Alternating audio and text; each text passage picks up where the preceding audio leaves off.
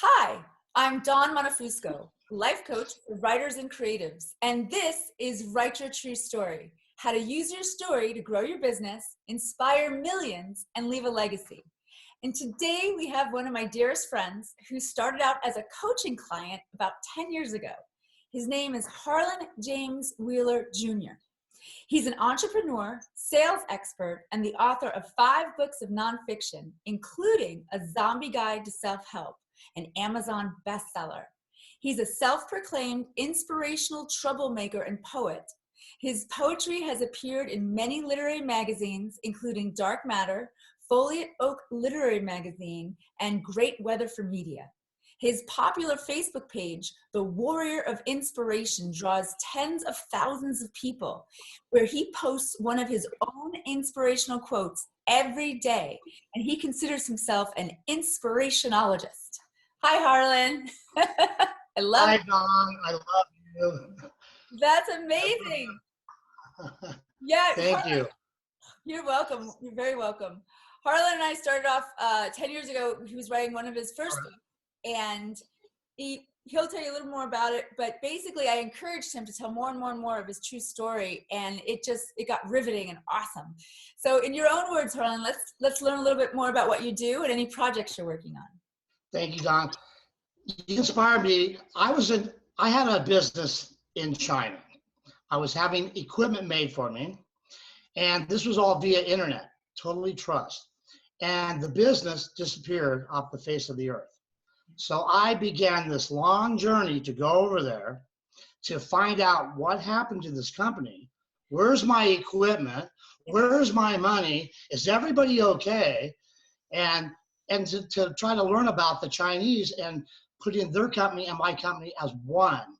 And so I spent a long time over there, about 3 months, tracking them down. They vanished off the face of the earth. But I finally found them. You have to read the book to get that. Yeah. It's a great story. Yes. What else are you working on to let us know? Right now I am, because of you, I am putting together a poetry book of both published and unpublished poetry. Cool. Yeah, you've got a lot of poetry published. Tell us a Yes. little bit more about the Warrior of Inspiration page, because that's a crazy experience. That's awesome. That's my golden ticket right there. I swear people, I'm so honest about what I write there. I mean, there's no filter on this, Don. It's just, I wake up every morning and what's in my heart, I give a little gratitude, and whatever comes out of me goes onto a picture. I kind of marry my quote to a painting, a picture, of photography, and I just make this beautiful image of an inspirational poster. And I wouldn't do that except, I mean, this is an everyday 9-year project, 5 days a week, 9 years. The response I get out of that, the real life stories from people, it just keeps pushing me every day. Some days I think, I won't do it today. Then I read emails, then I read Harlan, and so it just helps. But the biggest thing is it's also helping me. Yeah. Helping them helps me. Yes. Excellent. Excellent. And you share your books with your sales staff. You're also very honest and open, and that's why you have such an amazing sales staff. Is that correct? Yes, it's not required reading. It's fun. Yes, they all ask me for it, and I know that they gain the insight because I've had this company over 30 years. So, and I stand in front of salespeople, and I am the battery charger. I have to plug myself into them and charge them up. Yeah. So the books, all of my books, are in the inspirational, motivational type genre. So they enjoy reading it. They get something out of the book for business. Yes. To help them connect with customers. And in the books, what I think is crazy, because that's like a real business, right? We would say, where you have 30 years and a sales staff, and they're doing well, and you've had all kinds of crazy experiences there. But those books have some really intense stuff about you, about a major struggle, a major setback you went into during the car accident. And you're very vulnerable in that space where you tell it all like it is, that you lost hope, that you didn't know how you were going to put it all back together. And then one day you made a decision, you made a choice, you had an aha moment. So I'm curious, so has that kind of authenticity and vulnerability helped you not only attract, good salespeople, but attract, your clients, attract your audience just by being real? Everybody wants you to be honest. Yeah. And everybody wants you to succeed. Yeah. But we look up to people who have gone down, have hit rock bottom somehow, and then climb back up out of the ashes. That's the struggle. That's the dream. Because if they can do it, we can do it. Yeah. I remember struggling about that emotional part of the book, of the accident, we'll just call it that. And I just did not, I wanted to put a little bit of it in there. And I got coached by you. Look, put it out there, really put it out there. And putting it out was a release. It was really like a release to me. And when people read that, they can read the entire book, but they will always go back to that first chapter, that first couple of paragraphs, and go, wow, I would have never known that you went through this. Yes. And that's the honest connection that you have with people. You've gone through struggles too. Oh, yeah. I wasn't born with a silver spoon. No. But I've had a life of up and down, and I trust people who have gone up and down. Yes. We have to, no matter if we go down, we have to come back up. Yeah, yeah. Tell us a little more of that. I love when you said, you hesitated. Tell us a little more about why were you scared to put it out there, and then what shifted? It kind of reminds me of a quote I wrote the other day. And the quote, and I have to paraphrase myself after 6,000 quotes I've written, but the paraphrase was, sometimes it's just as hard to be invisible as it is to be visible. We struggle. Do we want to be visible? Do we not want to be visible? And this was, I consider myself more of a private person. I mean, this was a horrific deal. I mean, and to have people read that, I just had that little person on my shoulder going, no, they'll think this about you. And it was all about judgment. Yeah. All judgment, and all writers go through it. We think we are being judged. We're not. We're being honest. That's it. If you want to be judged, judge for being honest. Yeah, thank you. That's a great point. So I was going to say, how did you get past the judgment? Or how about this? If you could give someone some advice on getting past this feeling of judgment, what maybe would you let them know? I would let them know two things. One is we all feel it. All writers feel that. We go through it. It's a struggle. They're not alone. The next thing is there's a wall there. Just be yourself and then open the curtain. Yeah. Don't try to look behind the curtain. Don't try to peek through the holes in the curtain. Just write down, be honest, and then open the curtain, and that's it. There you go. What about business in terms of, is there any cool stories about people that found out about your poetry or your inspirational quotes or whatever and said completely opposite, like, I want to do business with you because of this? That's interesting because I do business with probably 5 of the biggest companies in the world of what I'm in industrial trades. And when I'm talking with vice presidents of the company and sales managers, and then I send them some link or something, or we talk about it, kind of that getting to know each other moment, it opens up the doors. Nice. It totally opens up the doors. I mean, it's like the whole table has been, the slate is clean. Here's a real guy, I'm a real guy, I could talk about my stories, and it helps people. It helps them to become authentic. Totally. So, yes, I did it all the time.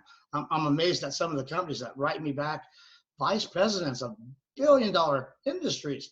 I want to know more about your book. Yeah. I have an idea for a book. I want to write a book. We all want to write a book. Yeah, many people do. We're since we walked out of the cave In ancient days, we all have a story. We are storytellers. And we all want other people to hear that story. You're also a speaker. So you do a lot of public speaking.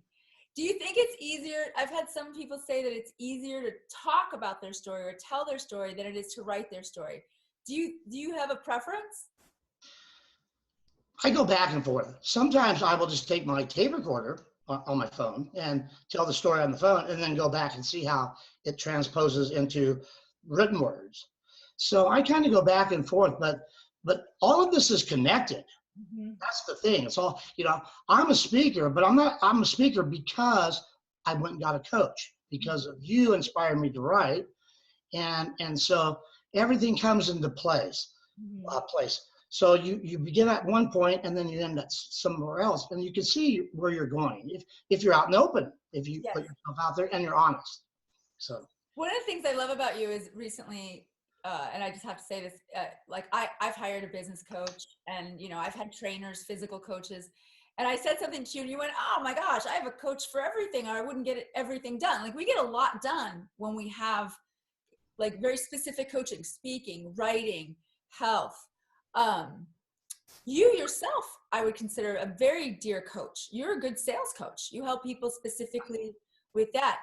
Do you think that personal story, this is what I find interesting, personal story helps you connect to the person you're trying to coach? Oh, absolutely. Absolutely. And this is how it connects, because I came to you via another coach, a life coach, Jim Wilhite. Mm-hmm. And he was a life coach for me, but I wanted a writing coach. Mm-hmm. And then that through our stories there, that became your story and my story. Mm-hmm. So that's how we connected then. So the stories are the glue. They're the foundation that makes us human beings, that makes us who we are. Mm-hmm. I have some friends that are wonderful storytellers.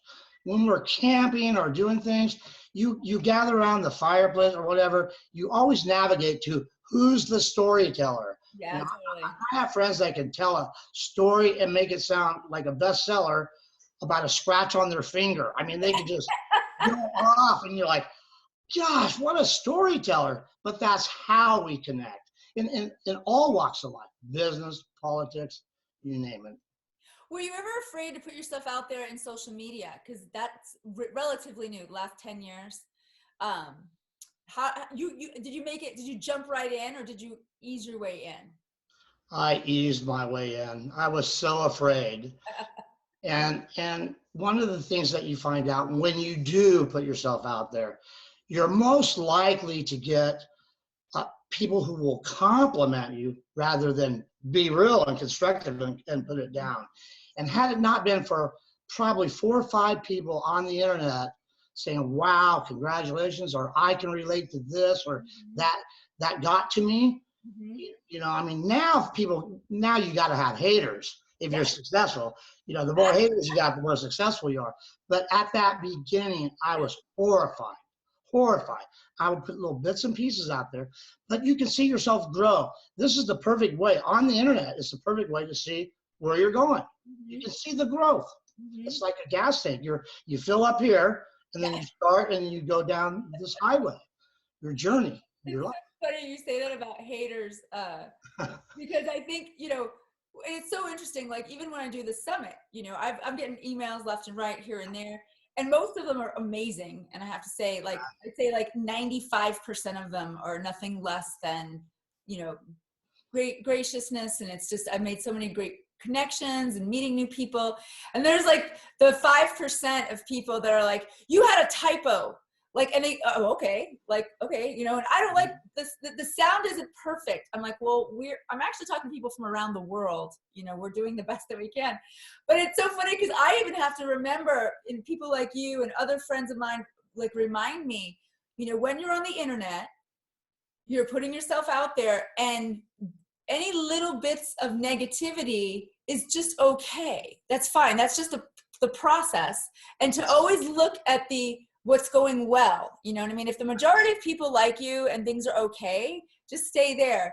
No, that's going to be the piece of pie that you get. It's going to Yeah. be your slice. Yes. And my advice on that slice, I mean, it's a pizza. There's one slice of haters. And the best advice is to love them. Just love them and tell them, I love you. And, they're really just wanting attention, Yes. whether they're correcting your grammar, your spelling, your typos, or whatever. They just want it.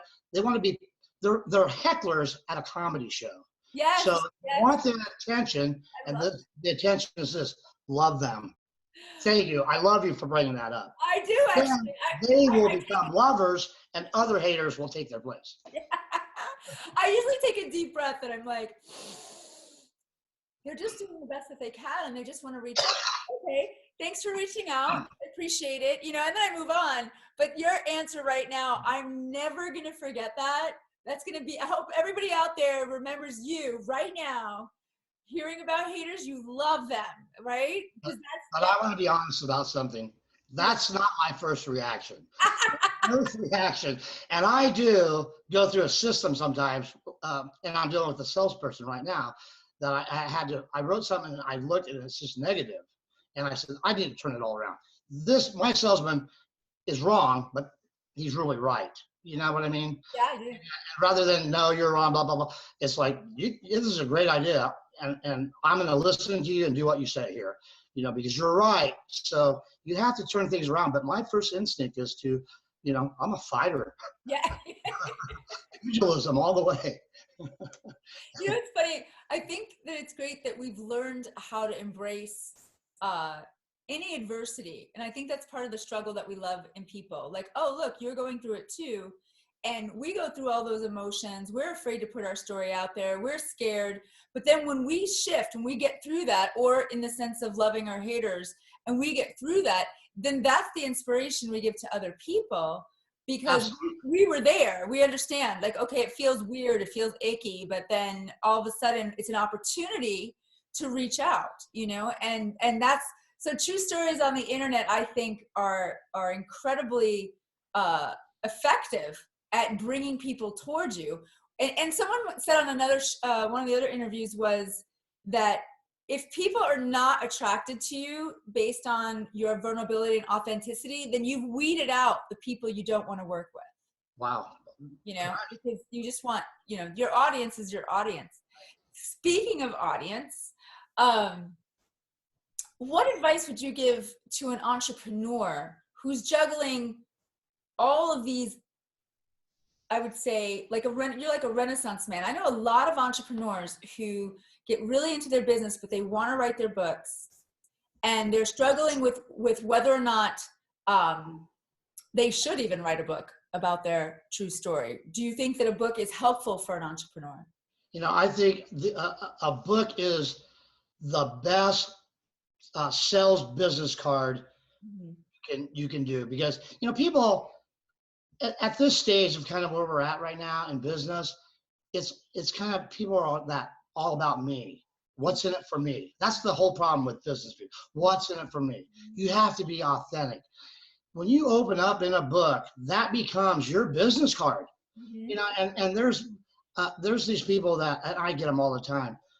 I would say that they just throw the business card in your face right when they meet you. Here's my business card.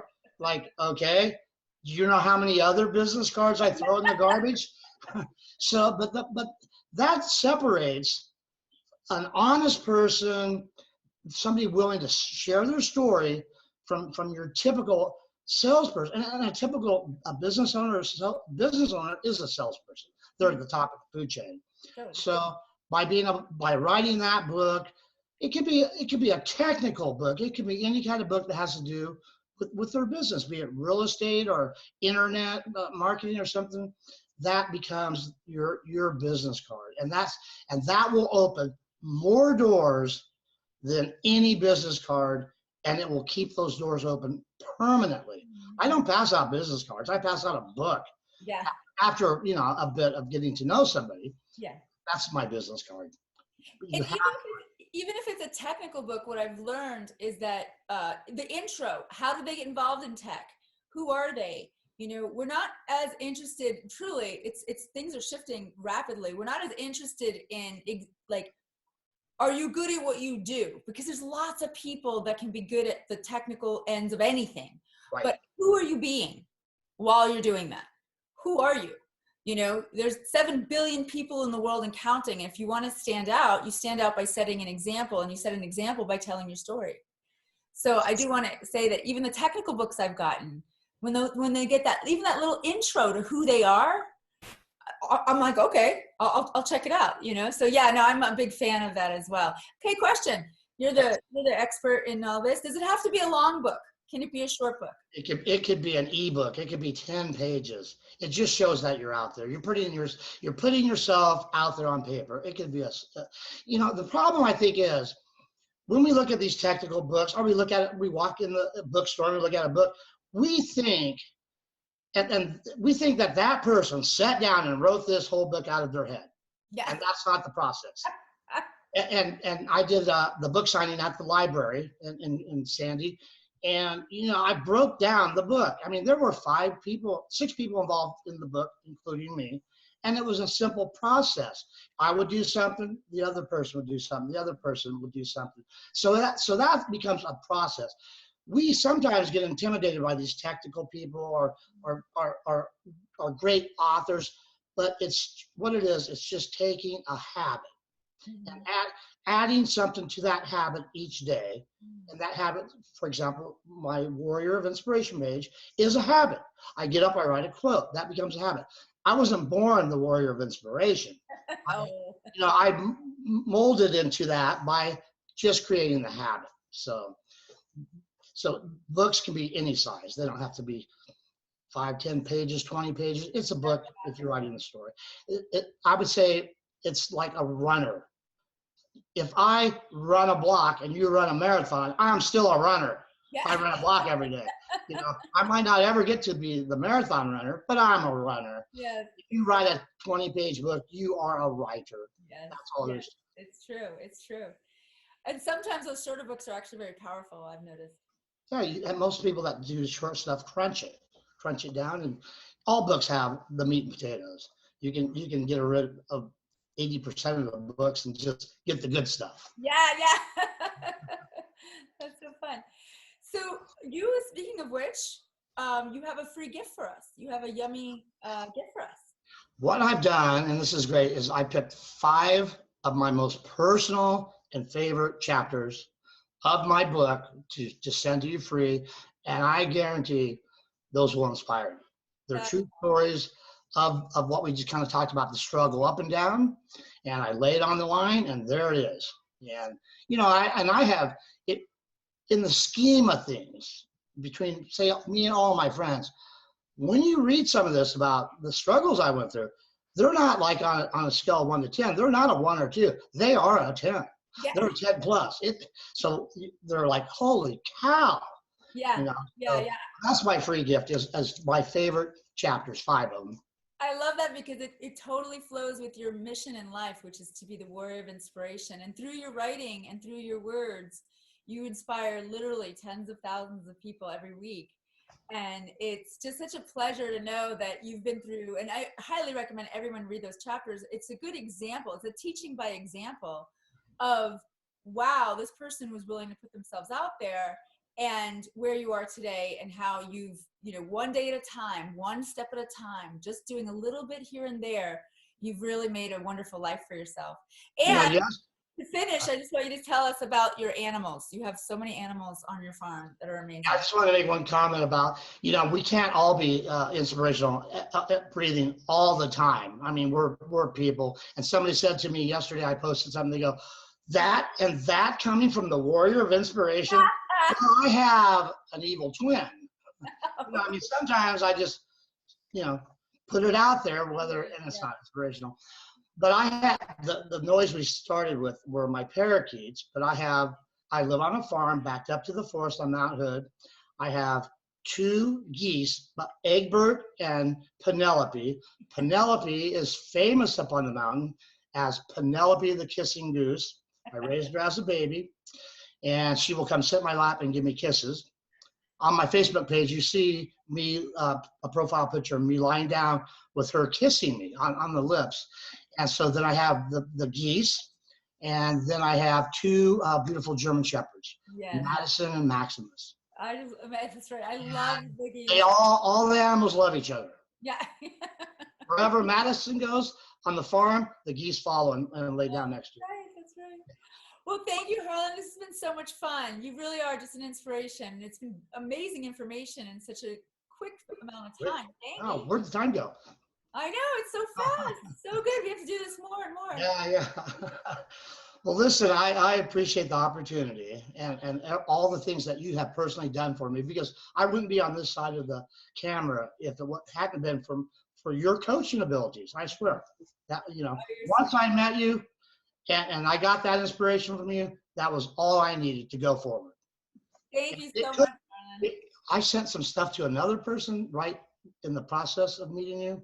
And if I'd have gone to them first, I'd have just said, that's sweet. I never heard that. And I'm not a writer. I'm a storyteller that puts it on paper. Yeah. Oh, that's a good one. A storyteller that puts it on paper. That's awesome.